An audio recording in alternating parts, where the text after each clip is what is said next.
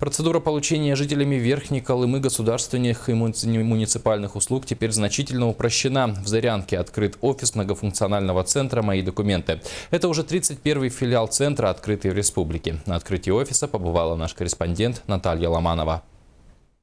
Многофункциональный центр предоставления государственных и муниципальных услуг теперь есть и в Зырянке. Для жителей района это, несомненно, большой плюс. Несколько лет, скажем, при купле-продаже недвижимости приходилось или отправлять документы в Якутск, или дожидаться приезда специалиста в район, что происходило не так часто. Сейчас почти все необходимые справки, договоры и другие документы можно запросить в одном месте. Более 124 услуг на начальном этапе будет предоставлено государственных и муниципальных. Более 90 документов будет выдаваться на базе МФЦ.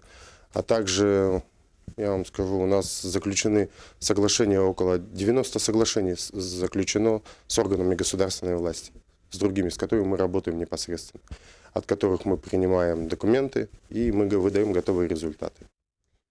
Сразу же после торжественного открытия появился первый клиент. У Марии Михайловны большие бизнес-задумки. Но для начала необходимо оформить собственность строения, расположенные на принадлежащем ей охотничьем участке. Не откладывая в долгий ящик, Мария Михайловна решила получить консультацию.